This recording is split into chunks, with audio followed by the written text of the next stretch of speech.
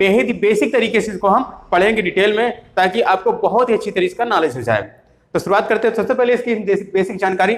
भारत का संविधान भारत का सर्वोच्च विधान है, जो संविधान सभा द्वारा 26 नवंबर 1949 को ये जो है तैयार हो गया था बनकर, और 26 जनवरी 1950 को लागू कर दिया गया। तो 26 जनवरी 1950 वाले दिन को गणतंत्र दिवस, मतलब जब संविधान लागू किया गया है, और 26 नवंबर 1949 वाले दिन जब डेट ये मतलब बना था संविधान, तो 26 नवंबर हर साल वाले दिन जो है 26 नवंबर को संविधान दिवस के रूप में मनाया जाता है। इसमें संविधान के भाग हैं, 22 भाग हैं, लेकिन 22 भाग के भी छोटे छोटे कुछ भाग, इनको 25 भाग मुख्यतः बांटा गया है। संविधान की अनुसूचियां पहले 8 थी, लेकिन संविधान संशोधन के कारण इसमें 12 अनुसूचियां बना दी गई हैं। तो सबसे पहले देखेंगे इनके भाग जो हैं। तो पहला भाग है अनुच्छेद 1 से लेकर 4 तक है, संघ व उसके राज्य क्षेत्र हैं। जो पहला भाग है संघ व उसके राज्य क्षेत्र हैं, अनुच्छेद 1 से लेकर 4 तक है। तो अनुच्छेद पहले में है भारत राज्यों का संघ है। इसका मतलब यह है कि भारत जो छोटे छोटे राज्य हैं, भारत अखंड राज्यों से अखंड राज्य मिलकर बना, मतलब भारत एक राज्यों का संघ है। अनुच्छेद दूसरे में है नए राज्यों का प्रवेश या स्थापना, मतलब कोई विदेशी राज्य अगर भारत में मिलना चाहता है तो मिल सकता है, बल्कि भारत से अलग नहीं हो सकता है। अगर कोई सोचे कि हमारा राज्य, अपना राज्य हम अलग एक स्वतंत्र राज्य घोषित कर ले भारत से अलग, तो ऐसा इम्पॉसिबल है, क्योंकि संविधान में लिखा गया है ये प्रवेश या स्थापना।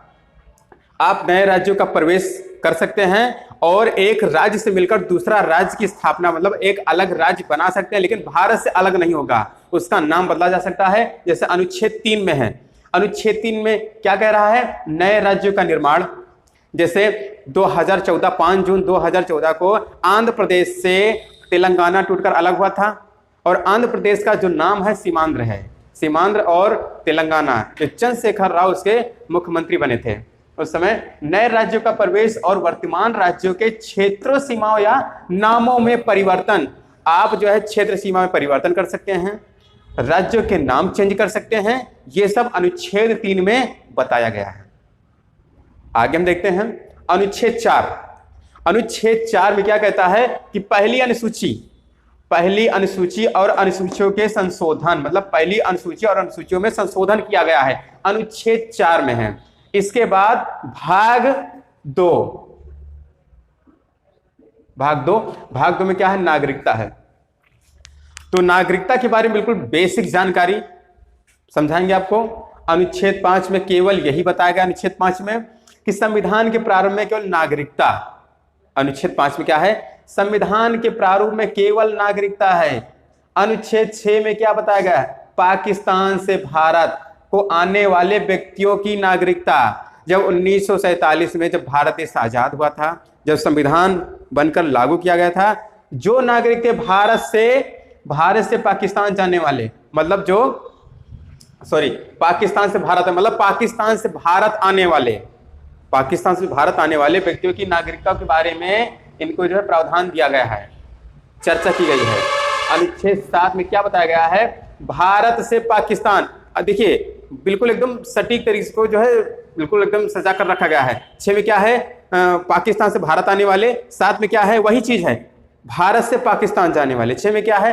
पाकिस्तान से भारत आने वाले। 7 में है पाकिस्तान से भारत जाने वाले व्यक्तियों की नागरिकता के बारे में बताया गया है। अनुच्छेद 8 में क्या है? भारत से बाहर, मतलब कोई भी आदमी विदेश में जाकर कहीं कमाने जाता है, कुछ भी करने जाता है, लेकिन अगर घूम कर यहीं पर आएगा तो मतलब उसके बारे में, नागरिकता के बारे में बताया गया है अनुच्छेद 8 में। देखिए कैसे समझेंगे, 8 किस टाइप में बना है? ऐसे बना है, मतलब ये घूम कर फिर वहीं आ गया। भारत के बाहर आप कहीं भी चले जाइए, देश विदेश में घूमकर आप भारत में आएंगे तो उसके बारे में नागरिकता का प्रावधान बताया गया है। अनुच्छेद 9 में देखिए क्या है? विदेशी राज्य की नागरिकता स्वीकार करने वाले, भारत की त्यागने वाले। मतलब अगर आप विदेश में जाते हैं, विदेश में शादी कर लेते हैं या विदेश की नागरिकता स्वेच्छा से ग्रहण कर लेते हैं, तो आपकी नागरिकता ऑटोमेटिक भारत की खत्म हो जाएगी, क्योंकि केवल आप जो है लाभ एक जगह का ले सकते हैं, दोनों जगह का नहीं। इसका मतलब यह है कि आप विदेशी नागरिकता स्वीकार कर लेंगे तो भारत की खत्म ही हो जाएगी। 10 में क्या है, नागरिकता के अधिकारों का बना रहना। नागरिकता के केवल अधिकारों का बना रहना अनुच्छेद किसमें है, 10 में है। नागरिकता के अधिकारों का बना रहना अनुच्छेद 11 में है। संसद द्वारा नागरिकता का अधिकार, जो संसद द्वारा नागरिकता का अधिकार जो दिया गया है उसके बारे में अनुच्छेद 11 में चर्चा की गई है। अब आगे डिटेल में समझते हैं। अब देखिए भाग 3 मौलिक अधिकार, ये है भाग 3 है। भाग 3 में मौलिक अधिकार हैं। तो हमें संविधान से कई प्रकार के मौलिक अधिकार दिए गए हैं। जैसे है अनुच्छेद 12 में केवल मौलिक अधिकारों की परिभाषा दी गई है, ज्यादा कोई विशेष मतलब नहीं है। 13 में क्या है, मूल अधिकारों से असंगत या उनका अल्पीकरण विधियां, ये भी कोई ज्यादा इंपॉर्टेंट मायने नहीं रखता है। अब देखिए क्या है कि 14, 15, 16, 17 और ये 18 जो है 14 में है विधि के समक्ष समानता। विधि के समक्ष समानता 14 में चर्चा की गई है। 15 में क्या है, धर्म, मूल वंश, जाति, लिंग या जन्म स्थान के आधार पर विभेद का प्रतिरोध।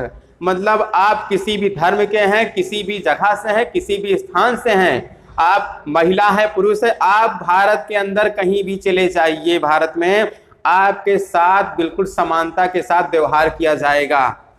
स्कूल कॉलेज में हर एक जगह बताया गया है। 16 में क्या है, लोक नियोजन के विषय में अवसर की समानता। मतलब इसका मतलब यह है कि लोक नियोजन के विषय में अवसर की समानता, हर एक इंसान को जो भारत का नागरिक है उसको हर एक जगह सभी को बराबर अवसर मिलेगा, हर एक जगह।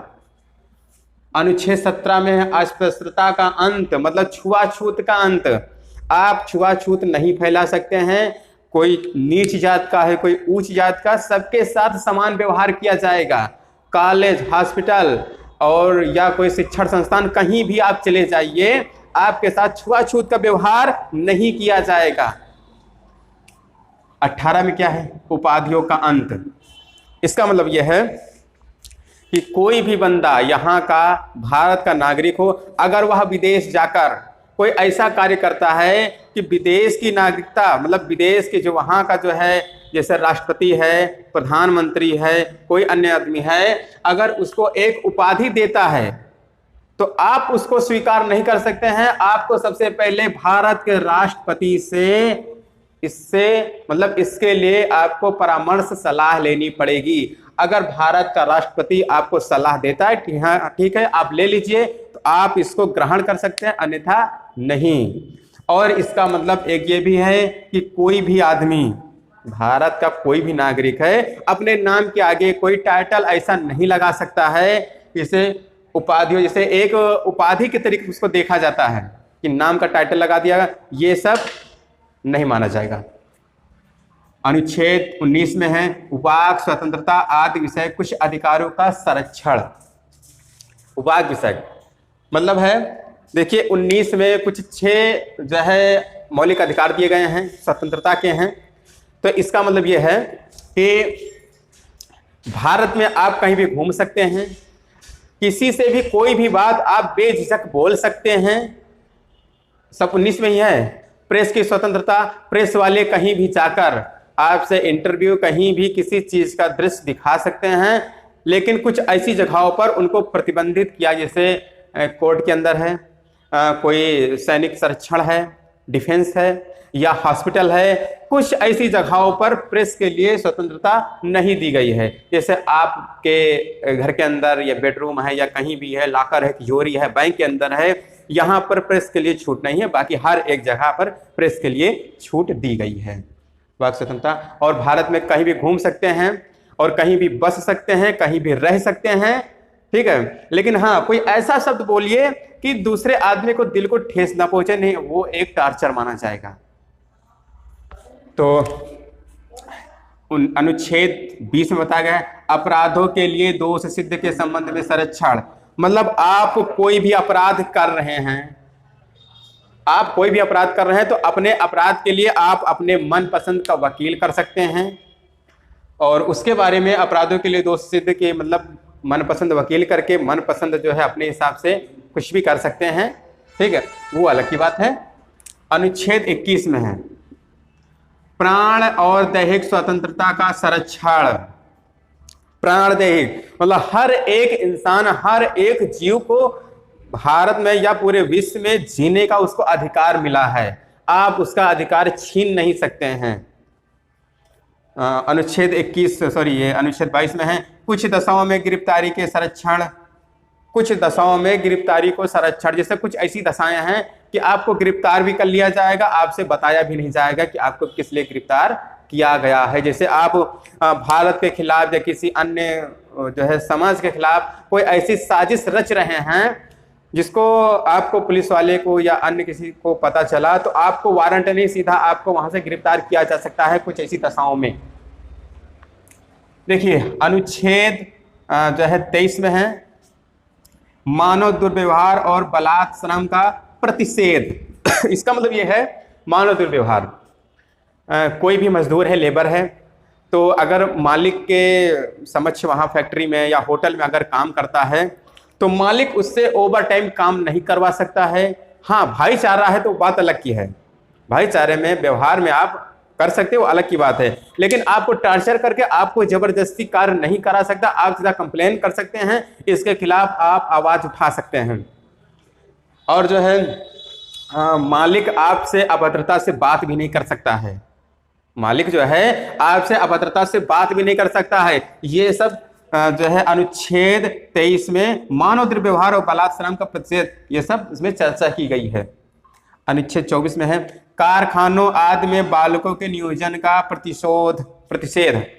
इसका मतलब यह है कि कारखाने में कि बालक 14 वर्ष से जितने भी कम बालक कार्य नहीं कर सकते हैं, और 21 वर्ष के लिए है कोई खतरनाक जो है फैक्ट्री जैसे केमिकल है या कोई ऐसी चीज का वहाँ बन रहा, उत्पादन हो रहा है कि खतरे वाली चीजें हैं, तो वहां पर 21 साल से अगर कम एज का लड़का है तो कार्य नहीं कर सकता है। और होटलों पर जो है 14 साल तक बच्चे कार्य नहीं कर सकते हैं। 14 साल के बच्चे को केवल उनके माता पिता केवल पढ़ाई के लिए उनको कॉलेज स्कूल भेज सकते हैं, बस उनके लिए अनिवार्य केवल शिक्षा।